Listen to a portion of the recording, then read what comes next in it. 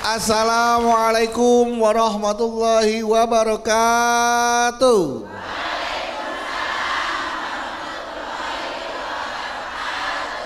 Alhamdulillahirabbil alamin wassalatu wassalamu ala asrofil anbiya mursalin wa ala alihi washabihi ajmain amma ba'du. Jamaah, senang sekali saya Bedu kembali hadir menemani Anda dalam program kesayangan kita, di mana lagi kalau bukan di Jalan Dakwah yang disiarkan dari Masjid Al-Khairiyah Menara Syariah yang berlokasi di kawasan CBD Pantai Indah Kapuk 2. Dan seperti biasa jamaah, di setiap episodenya Jalan Dakwah tentunya memiliki tema-tema yang menarik untuk kita simak dan insya Allah bermanfaat untuk kita semua, yang nanti akan dikaji bersama guru kita, dan alhamdulillah beliau sudah berada bersama kita. Langsung saja kita sapa, sudah ada Ustadz Abi Gifran. Assalamualaikum Abi. Waalaikumsalam warahmatullahi wabarakatuh. Assalamualaikum. Sehat Abi? Masya Allah, alhamdulillah sehat. Baru pulang dari tanah suci. Baru pulang umroh, alhamdulillah. Kok saya kesini bawa onta ya? Ya, saya pikir habis dari tanah suci biasanya pulang bawa oleh-oleh dari Tanah Abang. Enggak. Iya, ini bawa onta. Ini bawa onta. Gimana di sana cuaca panas? Alhamdulillah cuaca di sana kayak di Indonesia lah, panas-panas dikit, tapi jamaah Indonesia sudah mulai pada pulang. Yang tadinya di sana padang pasir katanya sudah mulai banyak rumput. Sudah mulai banyak rumput. Jadi padang rumput sekarang. Banyak padang rumput sudah mulai, daerah Taif namanya. Sudah mulai banyak orang Padang di sana dia. Karena banyak Padang ya. Enggak bang. Enggak kayak. Oke. Baik Abi, ini juga banyak nih jamaah yang pengen dengerin tausiahnya Abi hari ini sudah hadir. Kita sampai Abi ya. Iya dong. Sudah banyak dari Majelis Taklim Barokah Tasik, Majelis Taklim Taufik Al-Hidayah Cikarang, Majelis Taklim Nurus Sadah Cikarang. Assalamualaikum. Waalaikumsalam warahmatullahi wabarakatuh. Alhamdulillah kita ketemu lagi di Jalan Dakwah BTV Raih Berkah.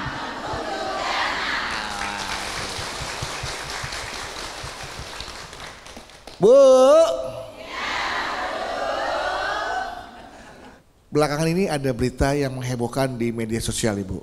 Pernah dengar gak nih berita viral tentang anak yang menitipkan orang tuanya ke panti jompo? Ya. Tahu beritanya Bu?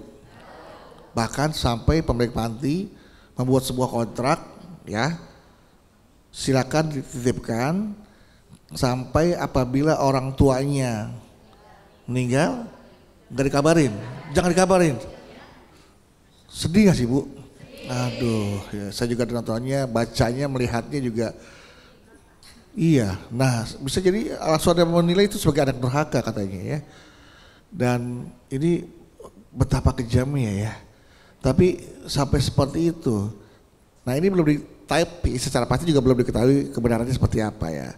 Terlebih ini menjadi pelajaran juga nih buat kita nih Abi ya, yang masih memiliki orang tua ya. Ya coba kita renung dan buka hati, apakah sebagai anak kita tega menelantarkan orang tua kita ke panti jomblo? Ya berarti masih nyimak ya. Panti jompo ya kan. Jadi sebenarnya bukan larangan juga sih sebenarnya ya menitipkan orang tua ke panti jompo, tapi tentu ada syarat dan kondisinya, ada ketentuannya ya, syarat dan ketentuannya berlaku. Jadi seperti apa yang diperbolehkan dan seperti apa yang tidak diperbolehkan. Nah ini akan dibahas sama Abi untuk tema kita hari ini, yaitu ketika saat mereka rentan kita yang bertahan. Artinya ketika orang tua sudah mulai harus banyak perhatian, nah kita yang bertahan. Saat mereka rentan kita yang bertahan. Lalu apa sih manfaat dan mudaratnya menitipkan orang tua ke panti jompo? Kalau gitu langsung saja kita dengarkan tausiah dari Abi. Silakan Abi. Subhanallah walhamdulillah wa la ilaha illallah Allahu akbar wa la haula illa billahil aliyil azim. Bismillahirrahmanirrahim. Assalamualaikum warahmatullahi wabarakatuh.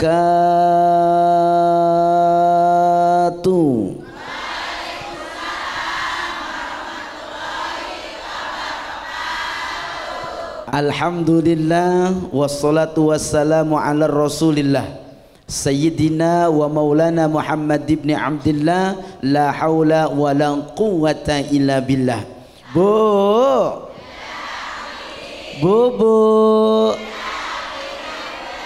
Alhamdulillah. Saat kita menjadi seorang anak, maka bersyukurlah. Kenapa? Karena kita diberikan kehidupan oleh Allah. Alhamdulillah. Dan orang tua adalah menjadi malaikat hidup bagi kita. Oleh karenanya kewajiban diantara kita untuk bagaimana caranya, bukan cuma hanya menjaga perasaan dari orang tua, bukan cuma hanya memberikan secara materi kepada mereka, tapi jauh dari itu bagaimana kita mampu menjadi anak yang insya Allah membawa mereka ke dalam surga. Amin ya robbal. Sehingga kewajiban daripada mengurus orang tua ini adalah bukan kewajiban orang lain. Betul betul? Ini juga bukan kewajiban tetangga. Ini juga bukan kewajiban yayasan. Tapi siapa yang wajib mengurusi orang tuanya, menjaga orang tuanya, bahkan melindungi orang tuanya, tidak ada lain adalah siapa? Anaknya. Betul betul? Betul betul? Sebagaimana Allah jelaskan dalam Al-Quran, dalam surah An-Nisa, wa'budullaha wa la tusyriku bihi syai'an wa bil walidaini ihsana, di mana Allah mengingatkan kepada kita semua agar adalah apa? Yang pertama, kita beribadah kepada Allah dan jangan menyekutukan Allah. Lalu yang kedua kata Allah, wabil walidaini ihsana, maka berbuat baiklah kepada orang tuamu. Betul apa betul? Betul apa betul? Sosok seseorang yang ketika dia pengen dicintai oleh Allah, sosok seseorang anak yang ketika dia hidupnya pengen diangkat derajatnya oleh Allah, sosok seorang anak yang ketika dunianya pengen dilimpahkan oleh Allah, sosok seorang anak yang ketika rezekinya pengen diluaskan oleh Allah, maka semua itu tergantung dari bagaimana cara anak itu berbuat baik kepada orang tua. Betul tidak? Maka kalau ada anak yang rezekinya rusak, kalau ada anak yang rumah tangganya hancur, kalau ada anak yang dagangnya dalam kerugian, kalau ada anak yang ketika dia punya doa tidak pernah dijawab, tanyakan pada diri kita, mungkin kita sampai hari ini tidak pernah menyayangi orang tua.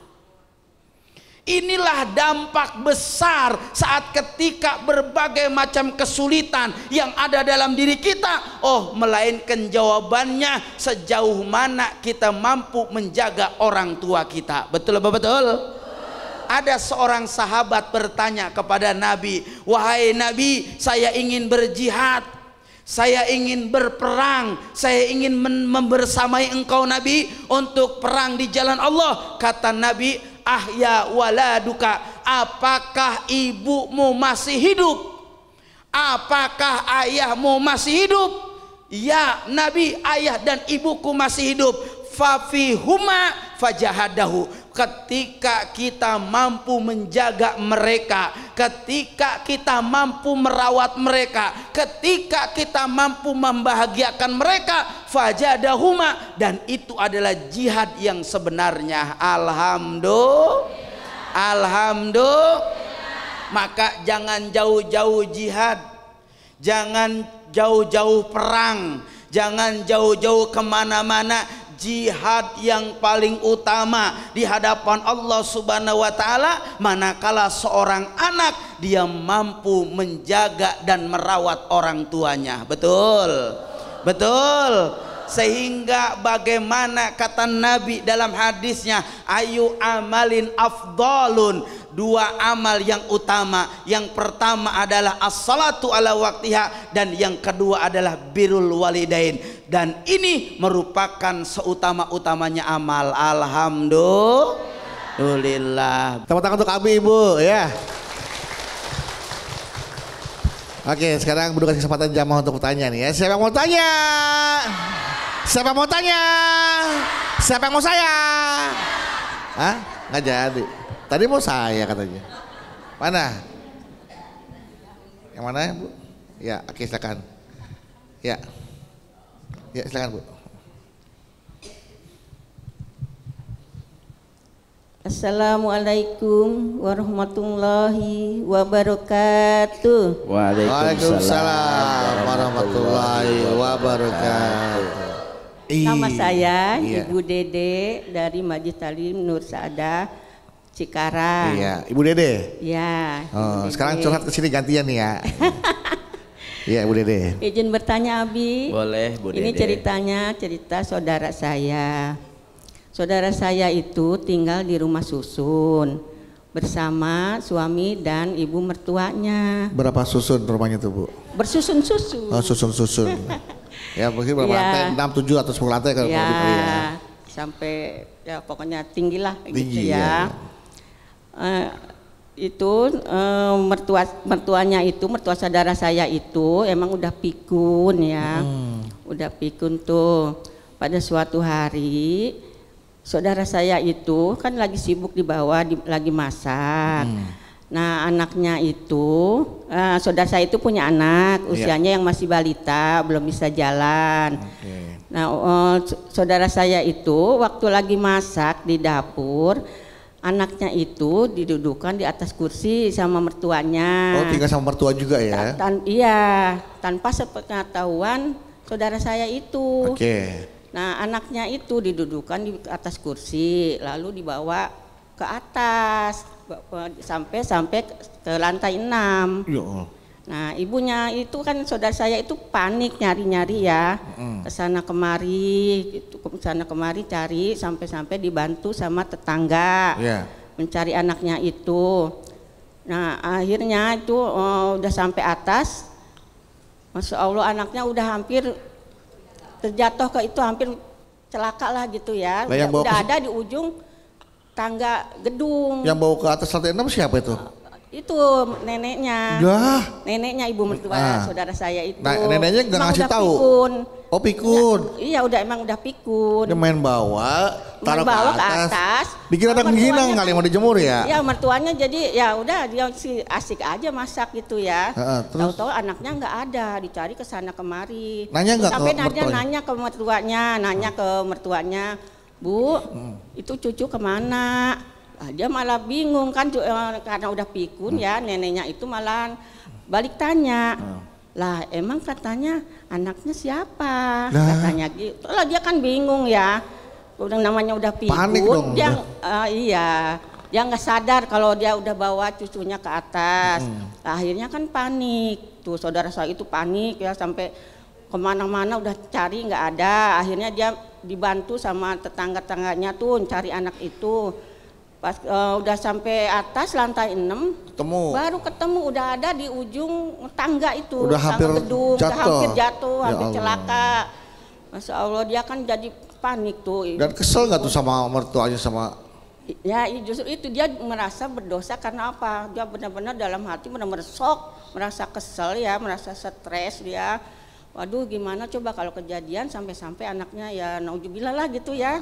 Sampai nggak tertolong gitu kalau nggak keburu ketahuan tetangganya, keburu ketemu ya mungkin ya nggak tahu apa yang terjadi ya. Jadi pikunnya ini membahayakan buat keluarganya gitu ya? Iya, Oke. jadi dia kan udah stres bingung gitu ya mau gimana, takut terjadi lagi hal seperti itu ya, namanya orang udah pikun. Jadi suami dan saudara Istrinya, saya iya. itu Berembuk. berniat ya menitipkan mertuanya itu ke panti jompo. Dengan Ya, alasan nah. udah pikun. Iya takut Terjadi lagi Iya, peristiwa takut yang lebih membahayakan cucunya. lagi. Iya, Oke, jadi oke. ya udah kata suaminya ya udah kita bawa aja ke panti jompo gitu Oke. ya. Nah yang mau ditanyakan Abi, apakah suami sama saudara saya itu berdosa udah menitipkan mertuanya itu ke panti jompo? Oke. Itu kan demi keselamatan bersamalah gitu ya. Iya, iya, iya. Itu Oke. aja Abi. Mm. Terima kasih Abi. Wassalamualaikum warahmatullahi wabarakatuh. Waalaikumsalam warahmatullahi wabarakatuh. Mohon jawab Abi, apakah tindakan tersebut berdosa atau tidak? Menitipkan orang tuanya ke panti jompo dengan alasan tersebut. Baik, baik. Terima kasih Bang Iya, Pandu. Abi silakan. Bu.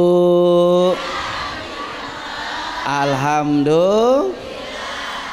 Kira-kira kalau dari pertanyaan Bu Dede ini, ibu yang pikun itu salah apa enggak? Enggak. Namanya juga orang pikun. Bisa disalahin apa enggak? Enggak. Berarti yang salah yang pikun apa yang enggak pikun? Yang enggak pikun yang salah. Betul-betul. Nah, sehingga kalau ngeliat pertanyaan demikian, kita ini sama orang tua dalam surah Al-Isra dikatakan bahwa wala taqul lahuma uffin. Jangan kita berkata kepada seorang ibu. Wala tanharhuma. Jangan membentak mereka.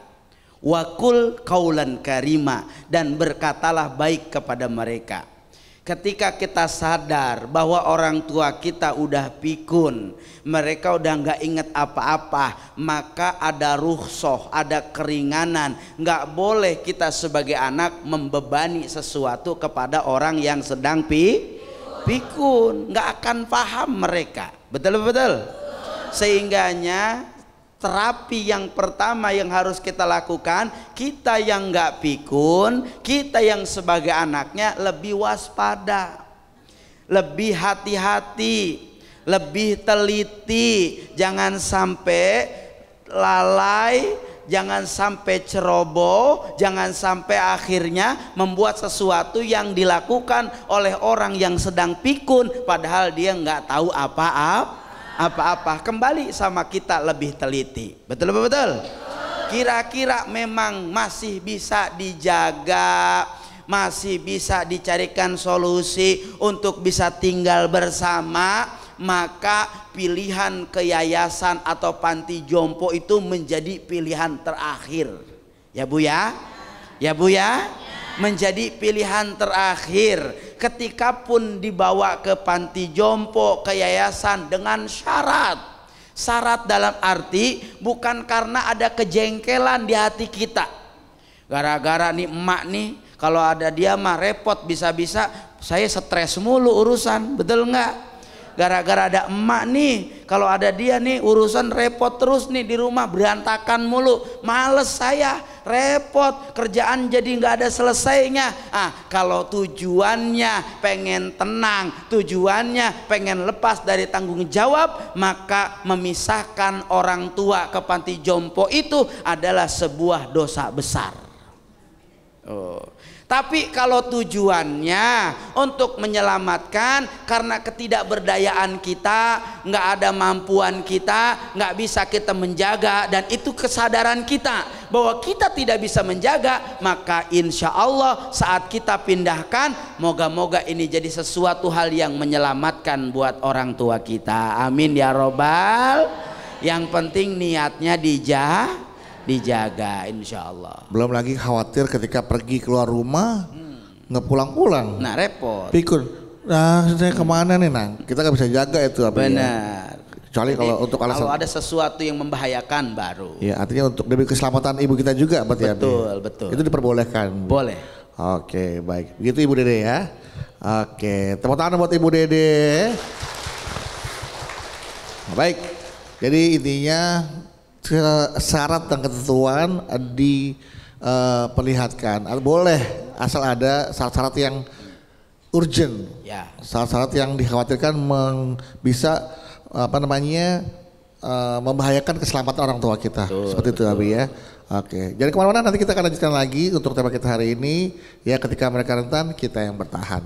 Tetaplah bersama kami di Jalan Dakwah BTV.